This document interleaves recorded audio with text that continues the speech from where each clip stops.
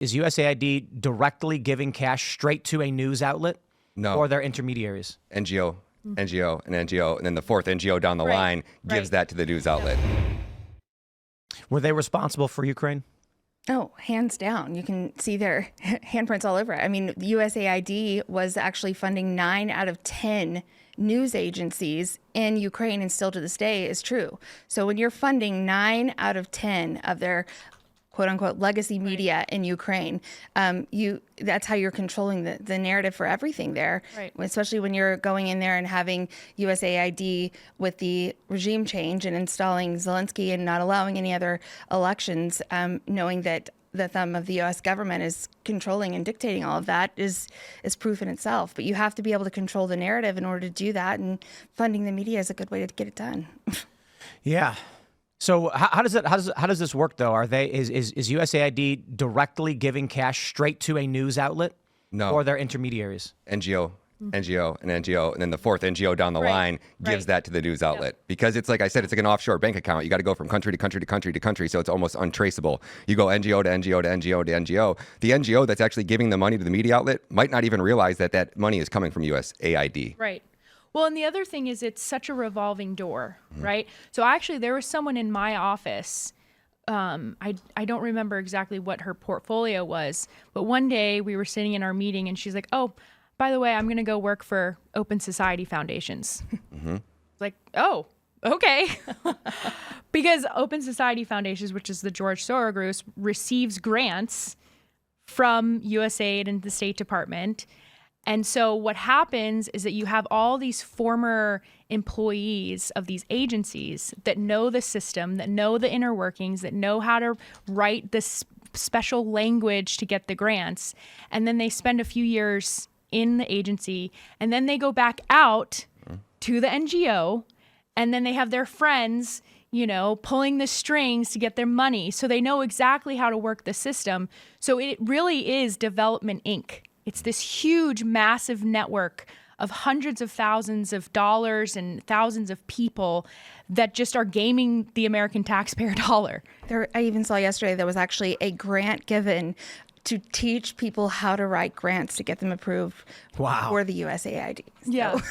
No, it's absolutely the biggest circle jerk I've ever seen in my life. Yeah. But it's a monster. I mean, it's like it's an octopus with tentacles that keep going, and they've got their tentacles in every area around the world that hasn't banned them yet, because multiple countries have actually kicked out USAID because they didn't want them involving themselves in their politics at home. So I don't know if anyone has the full list of that, but it's growing. I asked Grok because ChatGPT has become unusable. I don't know if anybody's tried using it recently. You know, I'm just going to say this for ChatGPT. I don't know if it's a setting or whatever. I just don't use it. It's got a reasoning function now. So it used to be you open up ChatGPT and you ask it a question and it would give you an answer. Now it spends 2 minutes just saying, I'm looking at what you're saying and I'm just like, I don't care. I go to Grok, I typed in, did the Open Society Foundation receive USAID funding? And it goes, yes, according to various sources, it did. However, the specifics of such funding and the total amounts allocated for projects can vary. To summarize, yes, they do receive USAID funding. The details are murky, blah, blah, blah. So then I said, what's the estimate? There are reports suggesting that USAID provided approximately $260 million to organizations linked to George Soros' Open Society Foundations.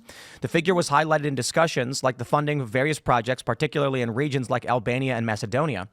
Another source indicates that East-West Management Institute, partly backed by Open Society Foundation, received more than $260 million over the years from USAID for projects in countries like Georgia, Uganda, and Serbia. However, these figures might not represent the total or precise amounts given to OSF, as funding can be routed through various intermediaries or for specific projects under broader initiatives. Also, there might be discrepancies or different interpretations. So I'll put it this way. When you do a Google search for how much money USAID may have given to Soros's NGO, it's not immediately clear. I'm sure if you dig up the documents, you can probably get a better answer than I could just by simply Google searching it right now. If it is true, regardless, we know for a fact that Open Society Foundation funds NGOs that operate in the United States. We know that Soros funded many prosecutors, district attorneys across the country, and that would imply, and I'm going to say this with some legal liability shields, if it is true that USAID was funding open society foundations, that would mean that USAID was indirectly funding political overhaul in the United States, which some would describe as a coup or a civil war or just outright simply corrupt. You want to see something fun? Search USAID regime changes. Top 10 USAID regime changes in the last 10 years in Grok, and see what you pull up. See how many All right. USAID is involved So with. how do I want to phrase this one? How many countries Yeah, was USAID involved in carrying out a regime change? In the last- USAID, how many USAID. countries? USAID. Yeah, I know it's Gosh. hard. Let's just do this. How many countries did USAID help overthrow? Let's see how it answers that one. The exact number of countries where the United States Agency for International Development has been implicated in overthrowing governments is highly debated and often shrouded in controversy. According to various posts on X and some news articles, there are claims that USAID has been involved in regime change operations in numerous countries. Some users on X mention specific countries like Thailand, Burma, Pakistan, Serbia, Ukraine, Honduras, El Salvador, Panama, Syria, Afghanistan, and Iraq, and others. Another claim from X post is that USAID has been involved in overthrowing 83 governments over 50 years. Though this is not backed by official documentation or universally accepted sources. Specific historical cases involve Iran in 1953. The CIA, with covert funding, possibly through mechanisms like those used by USAID, was involved in the coup against Prime Minister Mohammed, how do you pronounce that? Mossada? Guatemala in 1954. Chile in 1973. Salvador Allende. However, while USAID has been accused of supporting regime changes, often under the guise of promoting democracy or through humanitarian aid, these operations are typically covert and intertwined with broader U.S. foreign policy efforts. Well, I'll break it down. They say, important point, there is no official USAID documentation admitting to such activities directly. Many of these claims come from sources critical of U.S. foreign policy, which can introduce bias, and their involvement in these events is often part of a larger strategy involving multiple U.S. agencies like the CIA. The simple argument that people have made is that what USAID does is fund insurgent groups, activist groups in various countries. Yeah. So, have you guys ever heard about the Tales of an Economic Hit? What is it? Tales of an Economic Hitman? Famous story. Yeah. You can watch the interview or read the book. Basically, this guy says what we would do is we go to a country and we say, hey, we're going to give you international aid. We're going to give you development. We're going to put billions of dollars into your infrastructure, roads, stores. We're going to bring in McDonald's. We're going to bring in, Starbucks, whatever. Not specifically those, but that's, If the country said no, they would then say, okay, you want to play it the hard way, we'll play it the hard way. They would then try to fund opposition politicians to change or overthrow the government. If that did not work, invasion or assassination. Or I'm sorry, if what was it? Yeah, if that didn't work, they would try to take the politician out in one way or another, and then it would ultimately lead to invasion. So that's like Iraq, Saddam Hussein, and Libya with Gaddafi. I'm not saying any of that's true. That's what's been alleged. I think it's true because Yeah. yeah. We would have, and again, this was when I was at the State Department, but just being in the foreign aid agencies, so we would have people coming to our office that would allege that. Especially, I remember one guy from Macedonia. He would come in.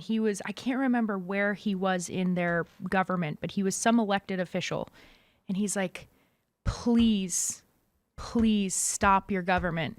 Whoa. Please stop your government from trying to overthrow ours. Please. I beg of you.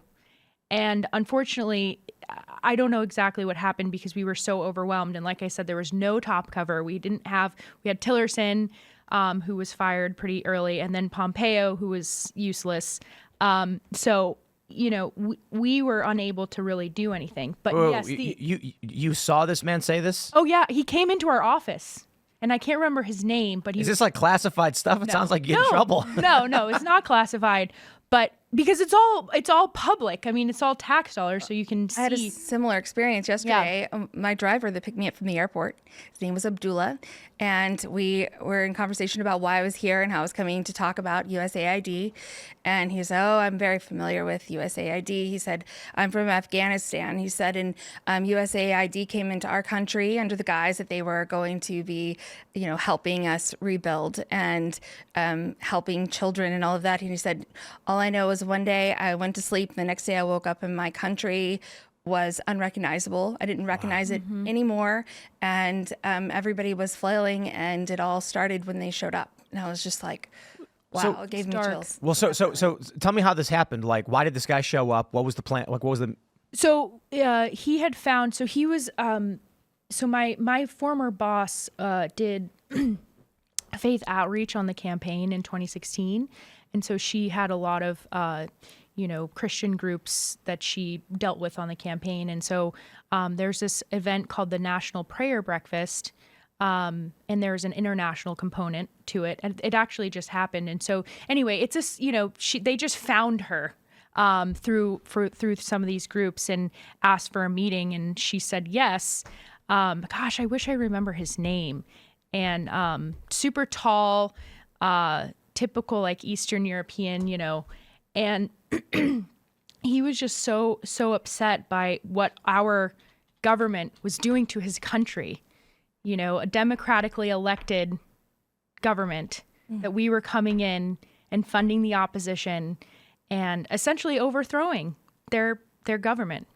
Well, So- I just got back from Guatemala, and I believe in 2017, Todd Robinson, with the backing of USAID and the State Department, tried to get Guatemala to pass a law that made abortion legal. Yes. And their country is like 80 or 90% Christian nation, and that sparked the largest mass protest. I mean, Guatemalans from all across the country, even indigenous people from the tribes in the jungles, came out in March in solidarity and shut it down. Yeah. Why is our government involved with trying to make abortion legal in other countries? Thanks for watching this clip from the Culture War podcast. We're live every Friday, 10 a.m. to noon. So subscribe and come hang out.